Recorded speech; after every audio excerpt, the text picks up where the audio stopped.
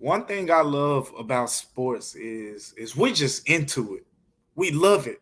We're passionate about it. But one thing I don't like is every year, first game of the season, you're the NBA champions or you're the worst team in NBA. There's no in between. And the Grizzlies lost. So what? I guess that makes them the worst team in NBA. That's what it feels like. So let's talk about it right now, coming up on Locked On Grizzlies. You are Locked On Grizzlies, your daily Memphis Grizzlies podcast. Part of the Locked On Podcast Network, your team every day.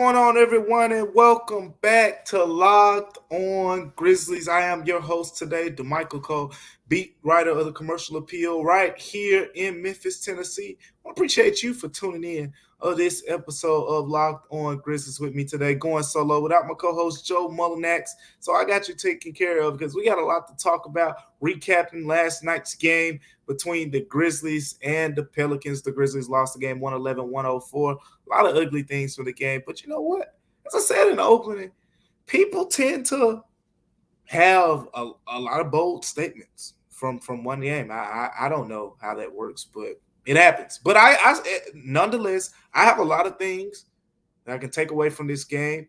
And talking to the players, talking to the coaches after the game, I feel like there's a lot we got to uncover in today's episode. So make sure you stay tuned for that. But this episode is brought to you by none other than PrizePicks.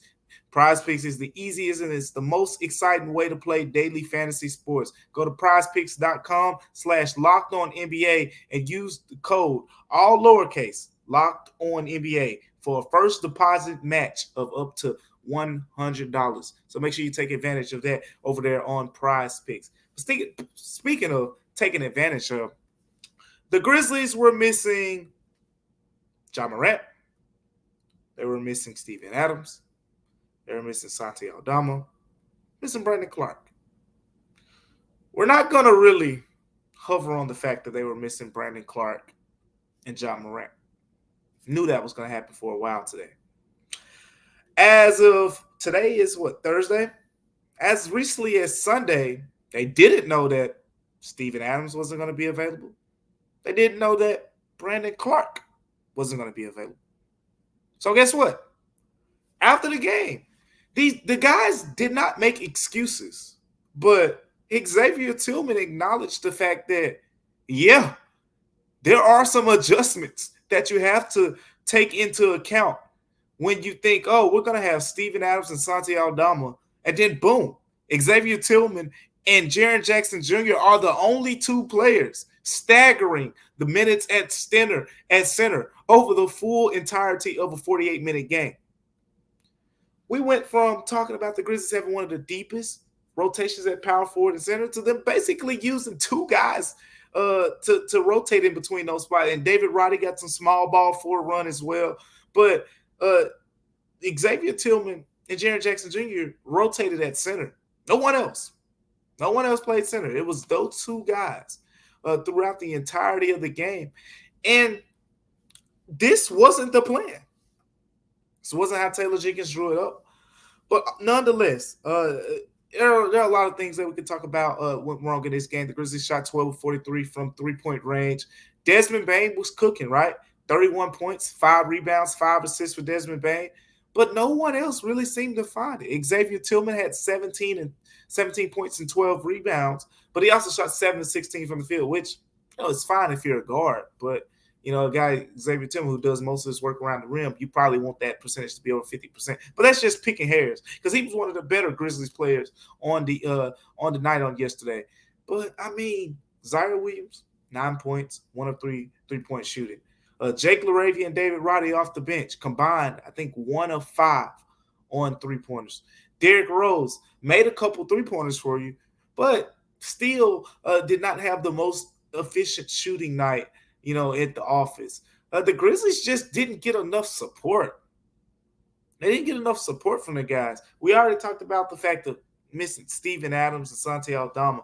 And, boy, it showed when it came to rebounding. The Pelicans, pretty much won the rebounding battle. And not only did they win the battle, the Grizzlies came out with a great defensive plan, I thought.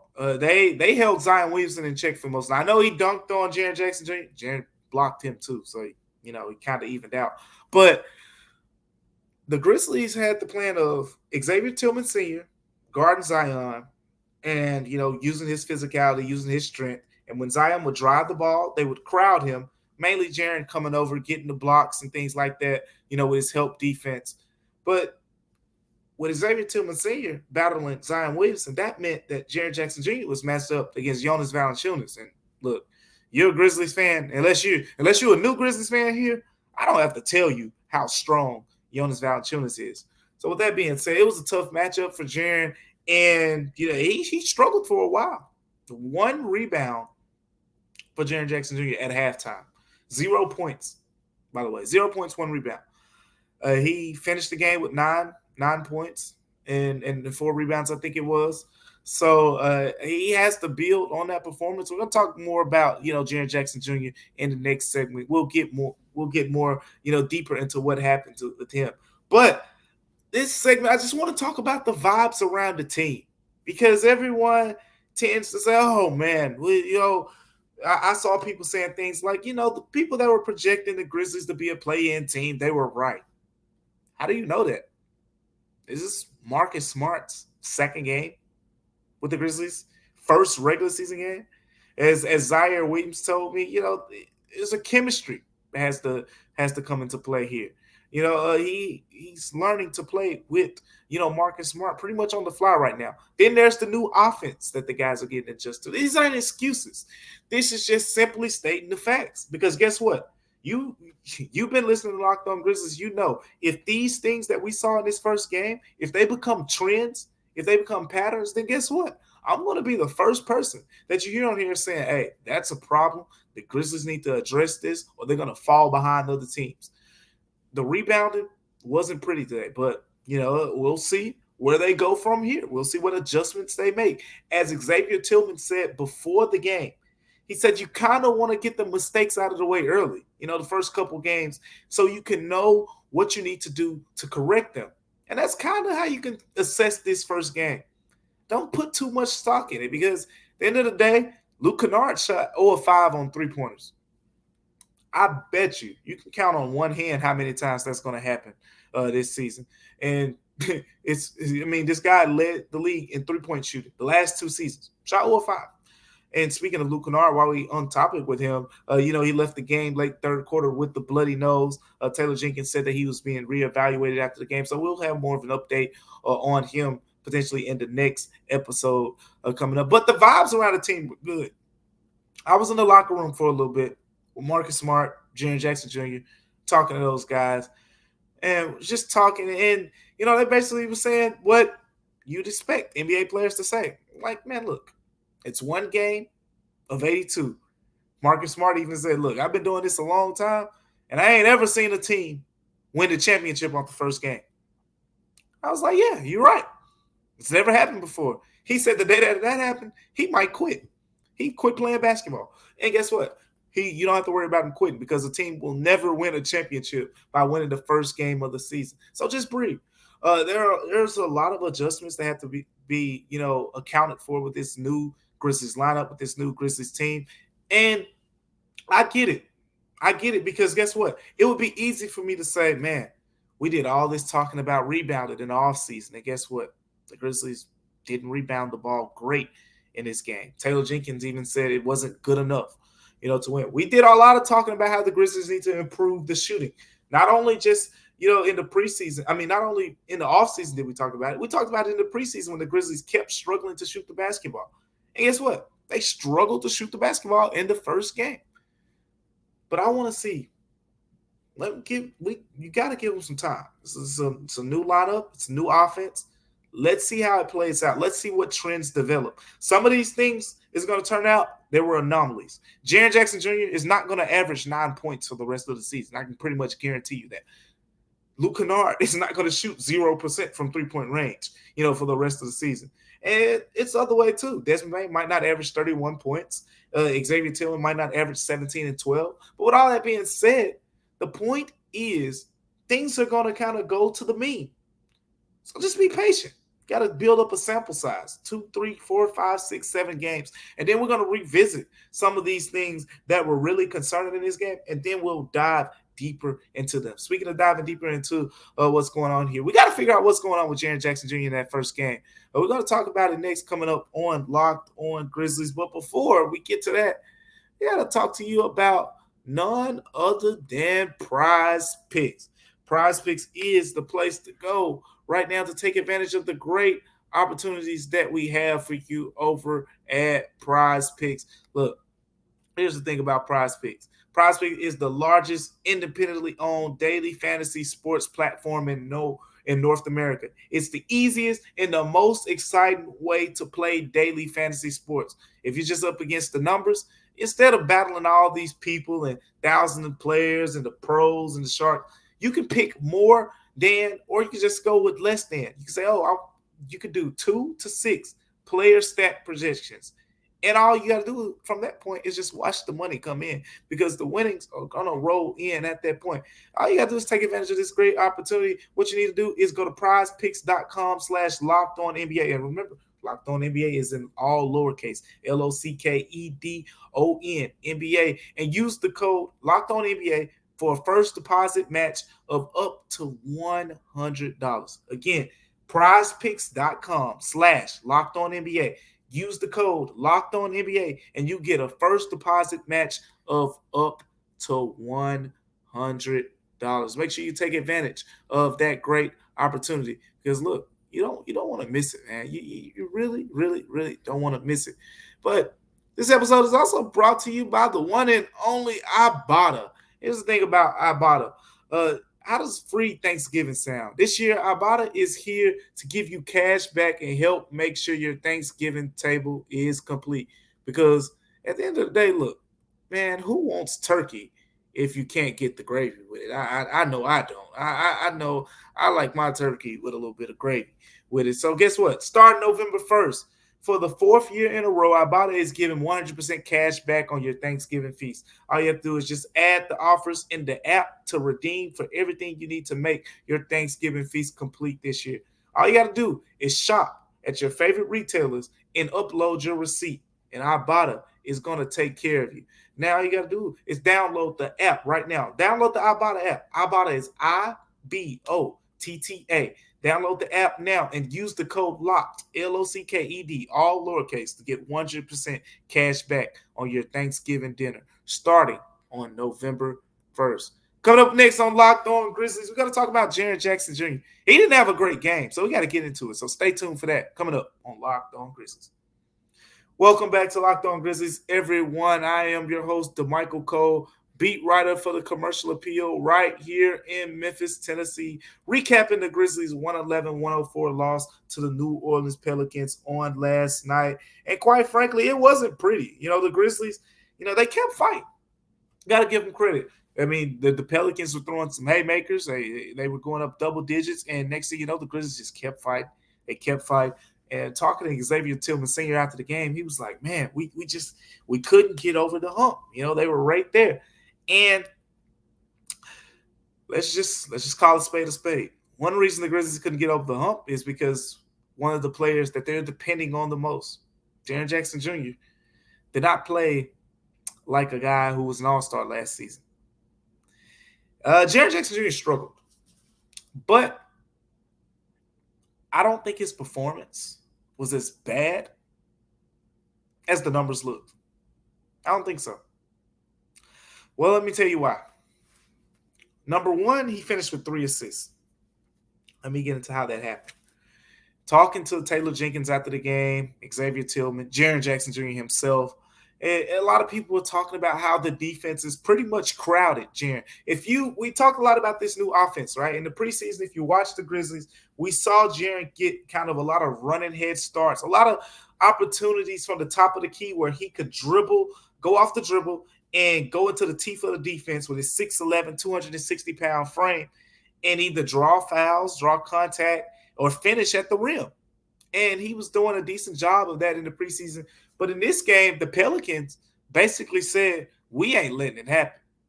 That's one reason why the Grizzlies took 43 three-point attempts. And talking to Taylor after the game and a lot of other people, they say, oh, we like the shots we got. Say, man, you don't see the Grizzlies take 43 three-point attempts a lot, and they like those shots. Some of it may feel forced. Well, guess what? The reason they like the shots, part of the reason they like the shots is because you got a guy like Jaren Jackson Jr. who was putting relentless pressure on the paint, and he was kicking the ball out. Again, I said Jaren Jackson Jr. finished with 3 assists. I know you're probably thinking, whoop-de-doo, 3 assists? Well, guess what? Go look last season. Don't tell me what Jaren Jackson Jr.'s season high in assists was last season. Matter of fact, don't even go through all that work. I'll tell you myself. It was 3. It was 3. Jaren Jackson Jr. had 6 games last season of 3 assists. It's not a big number. You're probably thinking in your head, that's kind of sad for a guy with his skill level. And yeah, it is. But it's what me and Joe Molinax have talked about throughout the entirety of the offseason. Jaren Jackson Jr. has to be a better playmaker. He only had 6 games last season with 3 or more assists. First game of the season, 3 assists. Step in the right direction, if you ask me. We'll see where he goes from here. He's kind of, talks to him about the game. He kind of has the understanding of, this is how teams are going to guard him. He's going to see a lot of double teams. And as I wrote in my story after the game with commercialappeal.com, you can go check that out as well. I wrote about the fact that, Desmond Bane got the best perimeter defender for the Pelicans in Herb Jones. But it was Jaren Jackson Jr. who got the most defensive attention from the Pelicans. Let me say that again. Desmond Bane got the top defensive assignment in terms of Herb Jones, you're our best defender, go get Desmond Bane. But Jaren Jackson Jr., when he drove that basketball, it was Pelicans all around him. And that's why you look at his stat sheet, you see, man, Jaren shot 2 of 9. But you also see that 5 of those 9 shots were three-pointers. And the reason is because that was the only time he was open. He could only get open was to shoot those three-pointers. And he didn't make any of them. 0 of 5 from three-point range. You need better offensive production from Jaren Jackson Jr. And better offensive production isn't necessarily the scoring. I think with his talent level, that's going to come.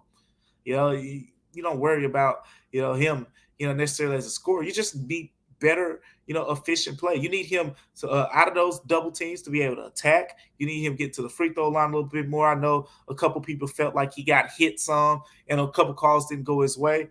But overall, I think that's kind of what went wrong for Jaren Jackson Jr. At the end of the day, the Pelicans had an excellent game plan to kind of basically say, we're not going to let him beat us in the paint. We're not going to let Jaren Jackson Jr. Play bully ball and dominate on the inside. We're going to collapse, and we're going to make these Grizzlies players shoot the basketball from me. That's why when Memphis goes 12 or 43 from three-point range, it just can't happen. As we've talked about it, right? The Grizzlies are emphasizing with this new offense, the big key to it. The big key to this offense now is spacing. That's the key. Guess what? There is no such thing. I don't care. You can put 5 guys behind the three-point line, but there's no such thing as spacing if teams don't believe those guys are going to knock down the three-pointers. And again, Desmond Bane was 5 of 10 from three-point range. You take away his 5 of 10, I mean, I don't have to tell you the numbers. It wasn't pretty. The rest of the team made 7 three-pointers, and that includes Derrick Rose going 2 of 4. You're going to need, better scoring around Desmond Bane, and no one should be questioning who that player should be, because it should be Jaren Jackson Jr. I've been on the record saying that I think that Desmond Bane is going to be the leading scorer while John Morant's out. But Jaren Jackson Jr. should be averaging 20. He should be. We'll see what happens. Of course, I think it's brilliant for defenses to zero in on him. But guess what? Giannis Antetokounmpo gets double-teamed. Nikola Jokic gets double-teamed. Joel Embiid gets double-teamed. There's no excuse. You're an all-star. You're one of the more talented bigs under 25 in the NBA. There's no excuse. Just got to go out there and dominate. It's that simple. Speaking of going out there and dominate, A lot of Grizzlies players didn't do it, but one in particular didn't even have the opportunity to go out there and dominate, and that's Kenneth Lofton Jr. So what happened? I asked Taylor Jenkins after the game what happened to Kenneth Lofton Jr. We're going to reveal what he said in a little bit. But before we do that, we got to talk about one of our sponsors on today, and that's FanDuel. FanDuel is where you go to make every moment more. And look, snap into the NFL season right now with FanDuel simply because FanDuel is the number one sports book it is out there. Right now, new customers, you can get $200 in bonus bets guaranteed. All you got to do is place a sweet little $5 bet. And yeah, I know the math doesn't sound right, but trust me, it's right. $5 bet, $200 in bonus bets. Win or lose. You don't even got to win. You can lose, and you still get $200 in bonus bets. If you've been thinking about joining FanDuel, and you still haven't made the jump yet, well, let me explain it to you a little bit. The app is easy to use, but you get your money back really fast. If you win, you can get your money back pretty much the next day. And there's a wide range of betting options. You got the spread. You're betting, how much a team is going to win, how much a team is going to lose by. You got the player props, trying to project maybe how many points, how many rebounds a guy's going to score. In football, you're trying to project how many yards a guy's going to get. You got the over and unders, which is self-explanatory. Then you got much more. Me personally, I told you I like the same game parlays where you could choose one game and you can make a parlay off of the things that you think will happen within that game. Go check it out for yourself. All you got to do is visit FanDuel.com/LockedOn. And Locked On is in all caps, LOCKEDON, to kick off the NFL season and go take advantage of all the great betting opportunities everywhere. FanDuel.com/LockedOn is where you go. Coming up next, we got to get into this Kenneth Lofton Jr. conversation because I think it's time we had this conversation. So let's do that coming up on Locked On Grizzlies. Welcome back to Locked On Grizzlies, everyone. I am Damichael Cole, beat writer for the Commercial Appeal right here in Memphis, Tennessee, the most beautiful land in the world. Recapping game one for the Memphis Grizzlies. And if you just tuned in, I just wanted to say the main things were, one, don't overreact to one game. 2, 3, 4, when you build that sample size up, we can revisit. But right now, we're just going to notice the trends. The trends of the Grizzlies didn't shoot well. They got out-rebounded. They got outplayed. Jaren Jackson Jr. didn't play well, and he needs to play much better. Those are the things that are very obvious. But let's see if they turn into trends over the course of time. Well, let's get into this front court talk, specifically with Kenneth Lofton Jr., because that's the question, right? No Santi, no Brandon Clark, no Steven Adams, and Kenneth Lofton Jr. still didn't crack the rotation. Look, man, it's ain't no way to sugarcoat this one. That ain't good. That's not good. The Grizzlies basically played two guys at center rather than play a guy who they gave a standard contract to at the end of last season, put him on a 15-man roster. He sat on the bench while two players played the minutes at center. I asked Taylor Jenkins, after the game, said, why no Kenneth Lofton Jr., even though the bigs were pretty much shorthanded in this game. And Jaren Jackson Jr. did a good job of staying out of foul trouble. I'll give him credit for that. Xavier Tillman Sr. as well did a great job of staying out of foul trouble. So both of those guys stayed on the floor primarily. But here's what was said from, Taylor Jenkins in terms of, why, Kenneth Lofton Jr. wasn't on the floor. He basically said that he wanted to go more with the small ball lineups, which, again, I said David Roddy got the playing time there. And Kenneth Lofton Jr. is a guy who, in the coming days, as he figures out the rotation, I want to make sure that I say that too. Taylor Jenkins made it very clear that he's kind of testing things out right now. There's no set rotation. Just because Jake LaRavia and David Roddy got the backup minutes doesn't mean John Conchar, who also got a DNP, won't get backup wing minutes in the next game. And it also means that Kenneth Lofton Jr. potentially in the next game could be a member of the rotation. So this was a one-game thing. Grizzlies are still trying things out. We'll see what happens. But I just think it's noteworthy because I watched that Grizzlies bench struggle scoring, just like you did. And we can talk about defensively what Kenneth Lofton Jr. lacks. But I just think it's worth a shot at this point. Why not throw him out there for a little 3-minute stretch and say, hey, go show us something? Because nothing that we've seen in terms of his on-court production so far hasn't shown us that he can't at least be a serviceable backup. I don't care what you think. Based on what we've seen so far, whether it's G League Rookie of the Year, whether it's him having a 42-point, 15-rebound game in his one start in the NBA, I know it was against backups and whatnot, but 42 and 15 is 42 and 15. You ain't doing it. So, look, it was impressive. With all that being said, I feel like it's worth a shot. It's worth a shot. Throw him out there.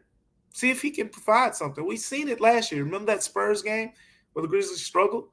And you threw Kenneth Lofton in there late in the third quarter, provided the spark for the Grizzlies. They came back and won that game against the Spurs. He could be a spark plug for this team. I think especially if Santi Aldama is out going forward. And, we'll see what happens. Again, the Grizzlies say Santi is day-to-day. I was at shoot-around on yesterday morning where his right ankle was taped up. Didn't really look like a regular day-to-day thing. I don't want to put my doctor guessing hat on, but if you basically said, Damichael, guess, I would say that he's probably going to miss the next couple games. I could be wrong. Santi hasn't been hurt much, so I don't know how fast of a healer he is and whatnot, but I could be wrong there. But yeah, we'll see what happens with Santi Aldama overall. But the point here is Kenneth Lofton Jr. is going to get opportunity regardless at some point. He's got to be able to answer when his number's called. We all know about the defense stuff. I'm not going to really, get into that yet because, quite frankly, I feel like there was reason not to put him on the floor from a defensive standpoint. I think about the good he would have provided was with the rebound. Kenneth Lofton Jr. can really rebound the basketball. But in this game where you're going against, Zion Williamson, we saw the Pelicans played him at the 5 a little bit, and I think Taylor Jenkins pointed that out as well. He alluded to that when he talked about going more with the small ball lineups. So this could have been a matchup thing. It could have been very, very much just, hey, this game was not a game that Kenneth Lofton Jr. matches up very well. Or it could have been a sign. I think it's a little bit of both. I think the fact that you only had 2 guys pretty much playing center minutes and one guy, Jaren Jackson Jr., playing a lot of the power forward minutes with a rotation of guys like David Roddy filling in the small ball role, it's a little concerning. I tell you, it's concerning enough for me to say, if the Grizzlies ever need to make a move and you're wondering who the guy is probably going to be, it's going to be one or 2 guys. But John Conchar's contract is a little bit safer right now. I'll just leave it at that. His contract is a little bit safer than Kenneth Lofton Jr.'s. I'm not ready to close the door on Kenneth Lofton Jr. yet. But I'm not in the Grizzlies front office. I'm not sitting on the Grizzlies bench. We'll see how the next few days, how the next month, just how this time frame kind of, what it reveals about what the Grizzlies want to see and how the Grizzlies feel about Kenneth Lofton Jr. Thank you for making Locked On Grizzlies your first listen each and every day, everydayers. I appreciate you guys so much. On tomorrow's show, we'll be back. It's going to be me. It's going to be my co-host, Joe Mullinax, and we got a lot to talk about with the Grizzlies. Primarily, the defending NBA champs are coming to town. They're going to be in Memphis. Nikola Jokic will be here. Jamal Murray, Michael Porter, Aaron Gordon in the game. That's going to be a tough game. How about that? You start the season 0-1, and in your second game, you don't get a let up. You get the Denver Nuggets. So we're gonna break down that as well as a bunch of other things. The Grizzlies are not practicing today; they're getting a day off, well-deserved day off. So practice updates, but primarily we'll talk about the game on tomorrow. But thank you guys for tuning in to Locked On Grizzlies, and remember, we're free and available wherever you get your podcast. Until next time, I'm Damichael Cole. We'll see you on Locked On Grizzlies.